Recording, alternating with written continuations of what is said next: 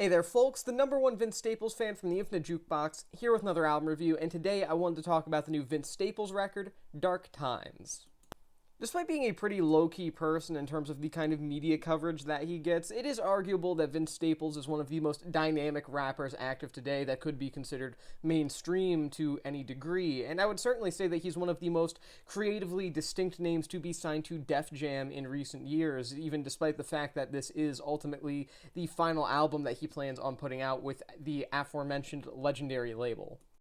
And I mean, hey, even despite some flaws that kind of permeate throughout his discography, even on his best projects, the guy's lyrical game has always been top-notch. His production and the beat selection that he's always worked with has been consistently excellent. The people he's surrounded himself with, either long-term artists that he's been associated with, like Earl Sweatshirt, or more one-off kind of collaborations like Yeah Right with Kendrick Lamar and the absolutely iconic and unfortunately passed away Sophie, have resulted in a number of tracks that have been absolutely phenomenal, a number of records that I would rank among the most interesting, at the very least, that mainstream rap had to offer throughout the entirety of the 2010s, arguably even somewhat into the 2020s. And yeah, as a whole, Vince Staples, he's a force to be reckoned with, and I think to a degree people underestimate him, though there is always a degree of expectation surrounding any new project that he drops, and hey, understandably so.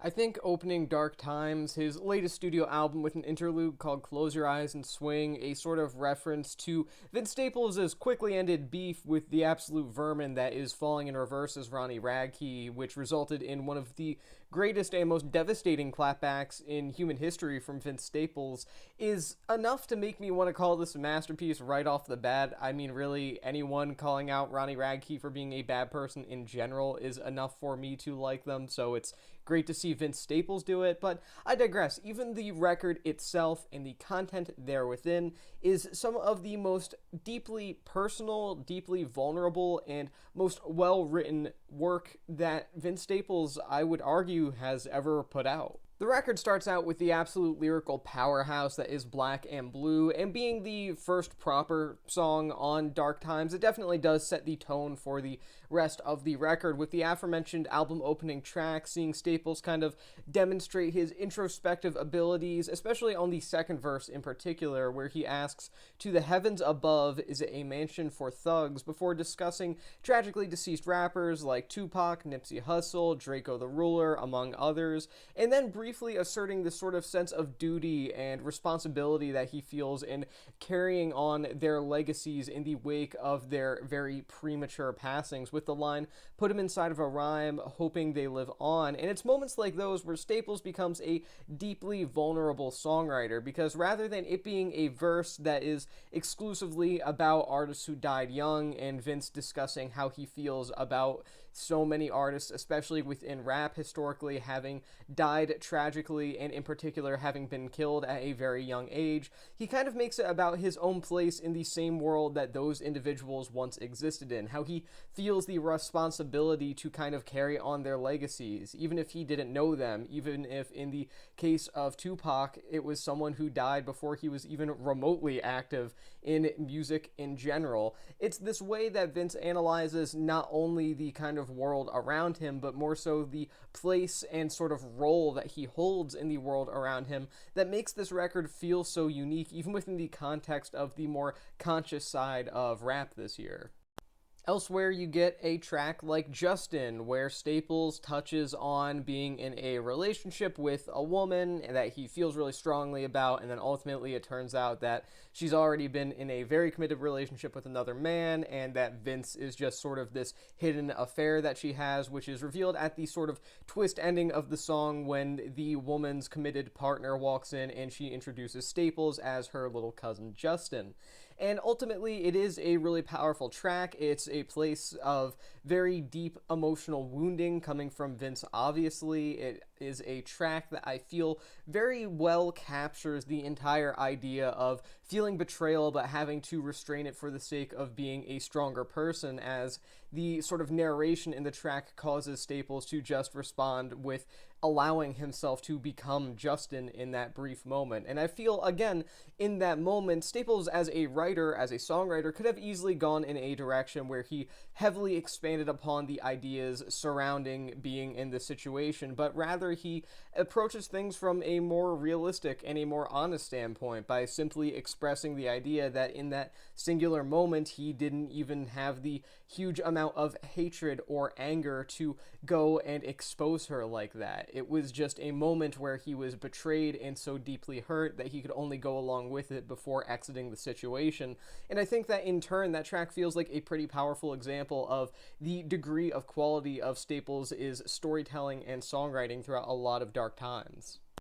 Now, the following track, Radio, or quote-unquote Radio, is actually very interesting. It comes directly after the track Justin, and it is a song that has an entire verse dedicated to misogyny within popular music, with rap being the field that Staples himself works in, being the primary target of discussion in that same verse. And it feels intentionally hypocritical when you compare it to the finale of the preceding track Justin, the way that the outro has the women lie a lot kind of cadence throughout it. It has this repeated phrase about women being liars because of this harsh situation that Staples himself was in, and it feels like in Radio, throughout that verse, it's a reflection on a period of growth as well as a sort of semi-tongue-in-cheek bit of self-awareness from Staples himself, recognizing that even in his moments of huge pain, he is not a perfect person in any ways. In fact, he is a deeply flawed person who, like anyone else, like you watching this, like myself, can be blindsided by some sort of suffering and in turn become a worse person temporarily for it. And in that sense, I would also say that Radio kind of feels like it's simultaneously a nostalgia trip to a specific moment in Vince's life where he had a moment of personal growth in the way that he approached not only art, but also the treatment of women in society, while at the same time managing to kind of be a self-critique to an extent, or at the very least an expression, albeit subtly, of frustration from and to Vince. And really, there are a lot of little details like that throughout this record, despite a fairly short runtime. A lot of small moments that really do make sure to utilize to the maximum extent the potential that Vince Staples as an artist has to create something that feels complex, to create something that feels like it has a massive amount of layers, despite the fact that he, at this point in his career, rarely puts out any sort of project that feels extensive in the most literal sense of length. And I do think that Dark Times really does succeed in that regard. There are a ton of beautifully written songs here that feel simultaneously reflective of Staples' past, while he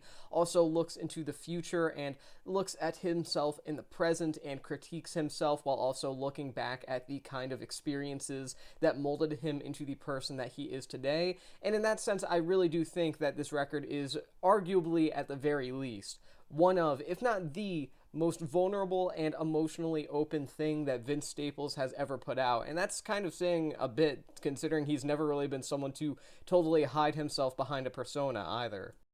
I mean, when you have tracks like Government Cheese and Little Homies, where Vince is kind of looking back on his life, and again, like I said, sort of reflecting on these experiences that turned him into the person that he is today, it kind of seems like he looks back on them with an equal amount of fondness and disdain, a sort of pleasure that comes from memories of days that felt a bit more simple, yet at the same time a pain in knowing that you deserved a better upbringing than he ultimately got. And in that sense, I do think that this record really perfectly balances the idea of creating a record that is fairly narrative overall, yet at the same time, like I said, deeply heartfelt. A record that manages to feel like it's written from the perspective of someone who's going into an album trying to make an engaging record, yet at the same time, it comes across as something that is a sort of journal entry, if you will, from Vince Staples himself as he looks back on his past and looks at himself in the present. And again, I think that Dark Times, in turn, is better off for it. And while Vince himself is obviously an independent force for the most part, as he has always been known to be, and is someone who is constantly driving his own creative direction with really no one, no label really changing that for him, and his impact on Dark Times is the most essential quality of this record, I will say for certain. I do feel that there are plenty of other behind the scenes kind of qualities, structural qualities, that make Dark Times as successful as it is. I mean, this record is pretty flawlessly written for the most part, and his performances range from consistently solid to great, but I still feel that there are a number of smaller nuances that make this just a bit more successful than the average record that we get from him, which is saying something because most of his material is pretty great for the most part. For one, there's some pretty phenomenal production and genuinely excellent beats throughout the entirety of the record, and whether you kind of look for some of the smaller passages, like the sort of lingering synth whines towards the end of Government Cheese, or you're kind of more focused on the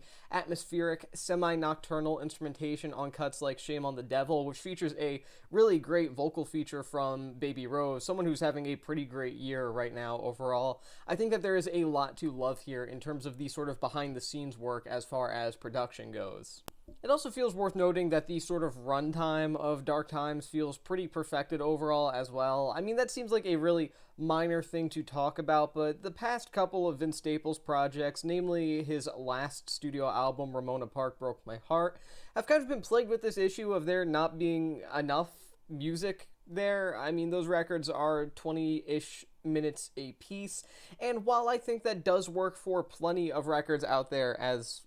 should be obvious by the album that I have behind me, I feel like those records, the last couple of Vince Staples' record, his self-titled and Ramona Park Broke My Heart, kind of needed more meat on the bone, so to speak. Not that the material itself within those records was weak, it was pretty strong consistently. It just constantly felt like there needed to be more for it to feel like a proper full-length studio album, and not just some pretty good EPs, and instead they, like I said, just kind of felt like, well, EPs.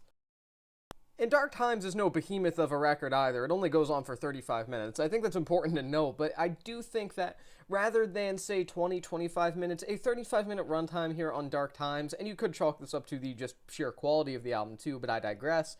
it feels like Staples cutting off all the fat and just bringing his best material to the table rather than a runtime that's too thin or anything like that. It feels like a short, or at least short-ish record kind of being done properly, which is, it's nice to see from a guy who for a couple album cycles now has not been putting out a ton of music with each passing record. And while I do respect the creative decisions that he's made on his past couple of studio albums, I think, in my opinion, this is the best that he's ever really handled a shorter runtime like this for a good few years now. And if all of the fixes that I just mentioned seem small or insignificant compared to Vince Staples' writing, his performance work, that's because they are. However, all of these kind of quaint, small flaws that I've mentioned, sort of these changes or just like good qualities about this record that I've brought up, they are all small things that add up into something much larger, whether it's the quality of the production on this record or it's the fact that the insurmountably short runtime has been done away with for a still fairly short but much more reasonable and much more well fleshed out runtime on this record. I feel like they ultimately add up into something that makes this probably, at the very least, the best record that Vince has put out since Big Fish Theory, if not just overall. Vince Staples' announcement of the details surrounding Dark Times, cover art, track list, announcement, release date, etc., it was all very sudden, so it's even more of a nice surprise that this is not only a genuinely great record from Staples, but easily one of his best overall. Not only does this feature Vince Staples at some of his best work to date in terms of songwriting, with some of his tightest flows to date overall, but it also manages to do away with a couple of flaws that were kind of adding up on his past couple of records, causing them to feel like some of his weakest releases overall, and thus allowing this record to feel like one of his best. I mean, Dark Times may not be super accessible to those who don't find themselves particularly enamored with lyric-focused music, and it goes without saying that the record's title is correct in its implication that this is the single most melancholic album that Vince Staples has ever put out. But with that being said, I do think that Dark Times serves as a phenomenal reminder of how great he truly is in his best moments, as this record right here certainly does rank among those. I'm going to give this record 4 stars out of 5. With that being said, that is the end of this album review. Thank you for watching the Infinite Jukebox, and I'll see you in the next one.